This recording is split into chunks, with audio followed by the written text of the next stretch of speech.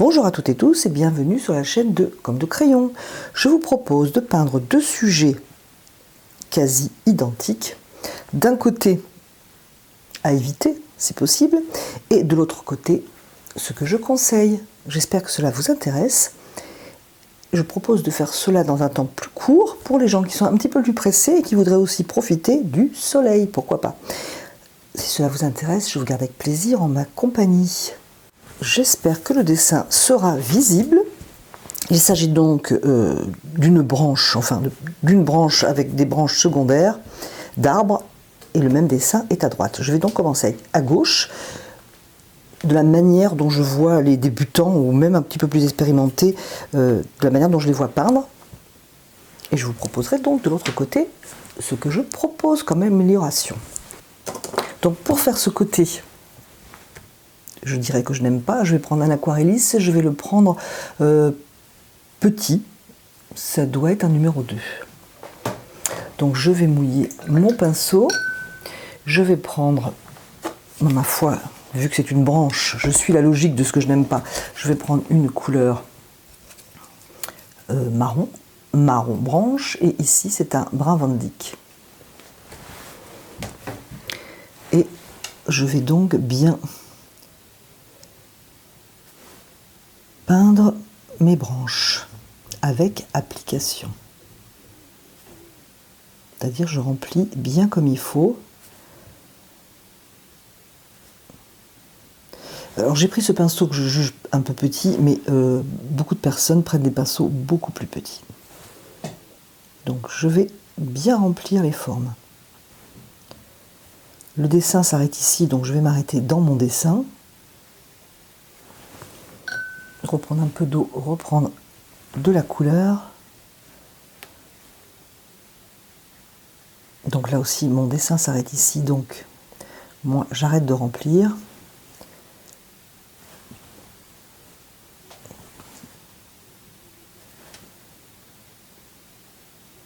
Avec un bel arrondi là, hop, ici peut-être un angle même.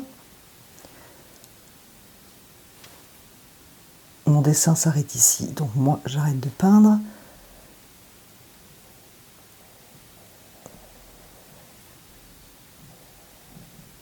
Ici un bel angle. Et je continue.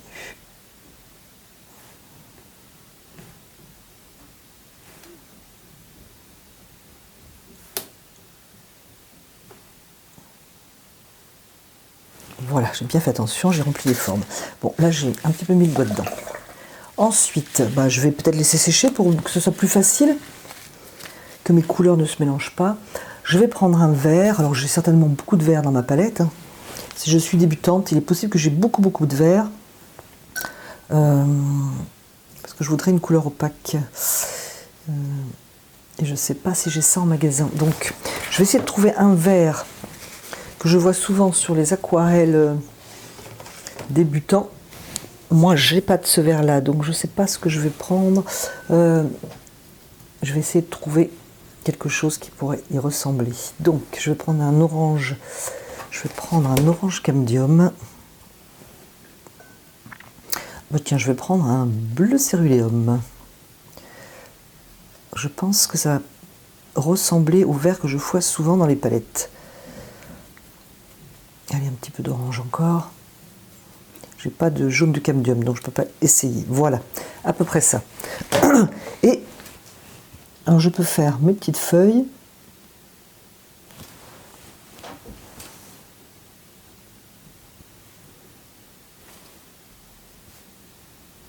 Je peux même les faire avec beaucoup plus d'application.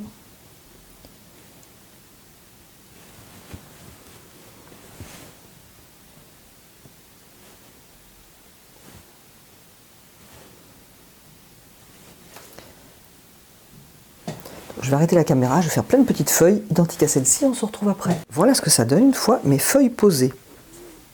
Ça manque, vous le remarquerez, de souplesse. Je propose de peindre la version à droite et d'essayer d'obtenir quelque chose de beaucoup plus souple, où les couleurs circulent par exemple, et où les formes sont vertes. Alors, on a le choix, commencer par la verdure, ou de commencer par les branches. Il me semble que c'est plus facile de commencer par la verdure. Toujours des branches, donc avec des feuilles. Pour cela, déjà, pour commencer, je vais prendre un pinceau plus gros. Celui-ci, c'est toujours un aquarelliste, c'est un numéro 6. Contrairement à ma couleur ici, je vais prendre une couleur transparente. Je vais commencer par un vert moyen. Pour cela, je vais prendre du vert émeraude qui est transparent. Calmer un petit peu sa vigueur avec du terre de sienne naturel qui va me faire presque le même vert que ma première version. Mais vous allez voir, ça ne va pas être pareil du tout. On peut le faire sur papier sec, on peut le faire sur papier mouillé. Je dirais que pour débuter, c'est plus facile sur papier mouillé. Donc je vais légèrement humidifier mon papier. Ensuite, je vais prendre de la couleur. Et je ne vais pas peindre des petites feuilles. Je vais poser mon verre, tranquillement.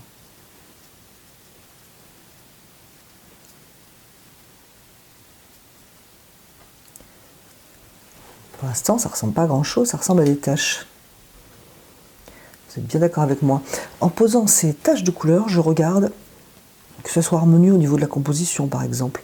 Donc j'ai beaucoup de vert à droite. Mais écoutez, je ne sais pas ce qui se passe à gauche, mais moi je vais y mettre de la verdure. Une fois que cela est fait, vous avez deux choix pour faire communiquer vos couleurs. Soit un petit coup de bombe, on va le faire en haut. Vous voyez déjà, ça s'adoucit énormément. Ou le faire au pinceau pour faire communiquer vos couleurs. Je garde à l'esprit que ce sont des feuilles tout de même.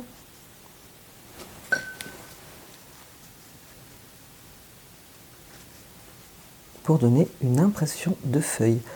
Alors, mes branches disparaissent un petit peu sous ma verdure.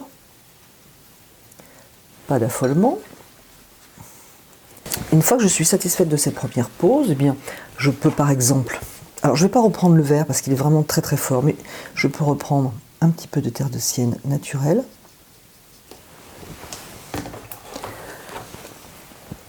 Et poser dans mes verres. Et par contre, j'ai oublié de vous dire quelque chose d'hyper important. Ici, je ne m'en suis pas occupée parce que c'est ce que je ne veux pas faire. Ici, il faut s'en occuper parce que c'est ce que je veux réussir. Et la question importante, allez, je vous donne 2 secondes pour la trouver. La question que l'on doit se poser avant de poser sa couleur. Tic-tac, tic-tac, tic-tac. Avez-vous trouvé? Eh bien, je vous donne la réponse. C'est d'où vient la lumière? Bien entendu. Donc, moi, d'où vient la lumière? Bon, je veux dire qu'elle vient d'ici, c'est-à-dire qu'elle vient de face. Donc, ça va m'aider tout cela. Pour cela, pour traduire ma lumière, je vais prendre du jaune. Ici, c'est un jaune sennelier clair. Et je vais poser de ce jaune sennelier clair dans ma lumière.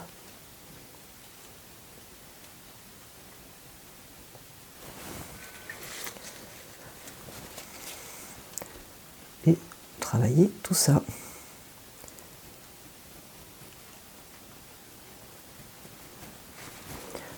Si je suis satisfait de ces tons quand même assez clairs, je peux laisser sécher pour travailler les plus foncés. Je peux aussi poser maintenant les plus foncés. Si vous débutez, je vous conseille de laisser sécher. Je vais faire un vert plus foncé. Bon, je vais prendre vert Winsor. Si vous n'en avez pas, vous pouvez très bien prendre le vert émeraude. Donc vert Winsor qui est aussi transparent. Et je vais prendre le terre de sienne brûlée, parce que je sais que je vais mettre du terre de sienne brûlée dans mes branches, donc ça ira très bien. Et puis si je veux quelque chose d'un petit peu plus sombre, je peux aussi faire le même vert avec du bleu outre-mer. Je vais commencer par le premier vert Winsor, terre de sienne brûlée. Avec ma lumière qui vient de face, c'est vrai que c'est un petit peu plus difficile, mais bon, c'était sympa dans cet exemple. Donc avec cette couleur plus foncée,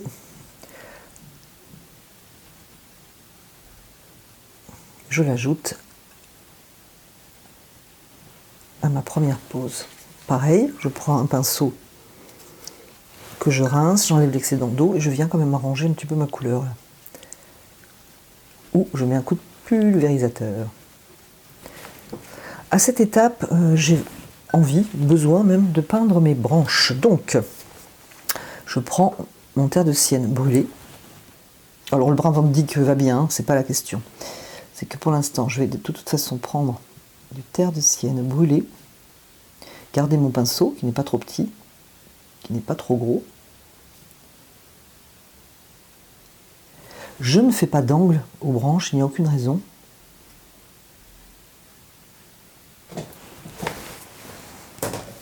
Je vais prendre un pinceau plus petit, par exemple ici, j'arrive sous une couleur déjà posée. Alors je ne m'arrête pas net, mais je joue un petit peu avec. Pendant ce temps-là, pour pas ici que ça se fige, je vais y mettre un petit coup d'humidité. Donc, je reviens à cette branche, je laisse un petit peu de couleur précédemment posée.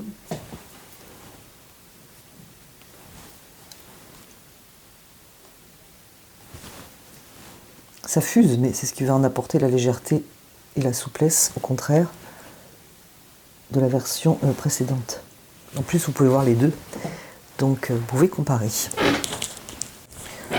Je vais essayer d'aller à l'essentiel parce que je voudrais donc vous proposer une vidéo plus courte. Donc vous avez bien compris que je pose ma couleur, je laisse un peu de couleur pour mon feuillage. Alors ici, je ne vois plus ma branche, ou peut-être même je ne l'ai pas dessinée, mais je ne m'arrête pas, contrairement à ici, net. Au contraire, je continue. Là, c'est pareil, je ne vois plus du tout ce qu'il y avait de prévu, mais je sais bien que je ne vais pas m'arrêter net.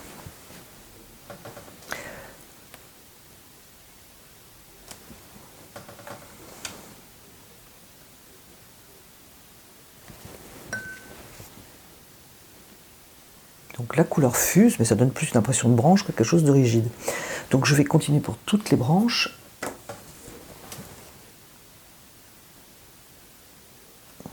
Toujours avec ce pinceau un peu gros pour la branche, mais qui me permet une imprécision en fait, donc beaucoup plus de flou. Et l'imprécision permet à la personne qui va regarder votre aquarelle d'imaginer, de boucher ce qui manque. Et c'est ce qui en donne le côté plus poétique, plus artistique, que quelque chose de très très posé.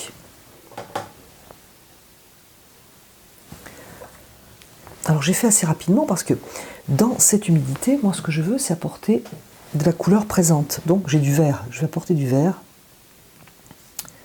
dans ma couleur. Alors je décide où je vais mettre ce vert. Je ne vais pas en mettre partout, mais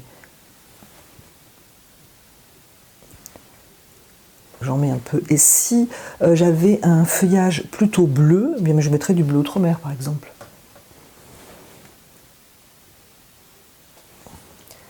Je m'appuie sur les couleurs déjà présentes.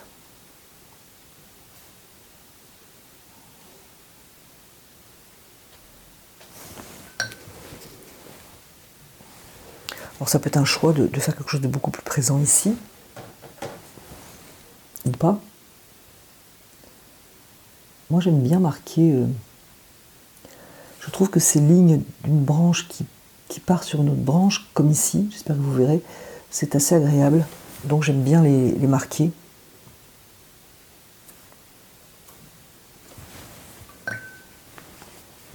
Donc voilà ce que ça donne. Alors ici j'ai mis du brun Van Dyck, je pourrais évidemment mettre du brun Van Dyck. Hein.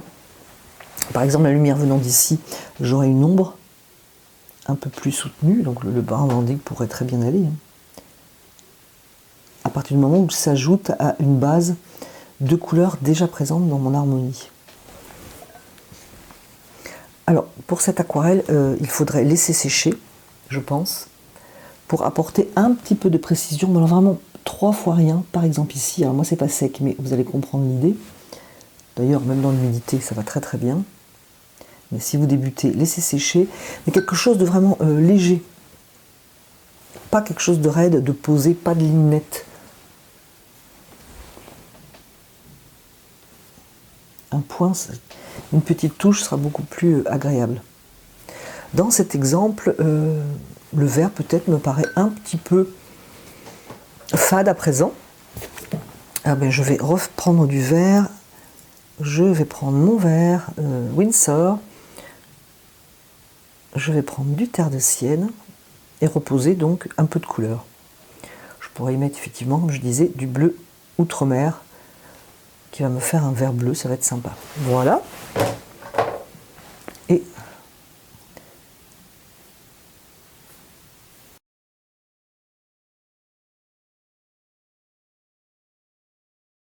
donc si ça a bien séché, ça va donner plus de précision. À vous de voir le degré de précision que vous voulez avoir.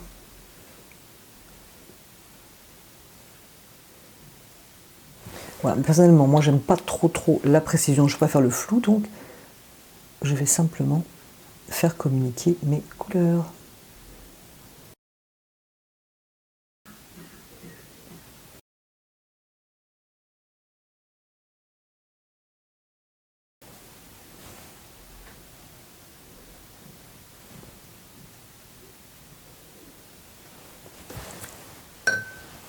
Donc voilà cette démonstration, j'aime, je n'aime pas.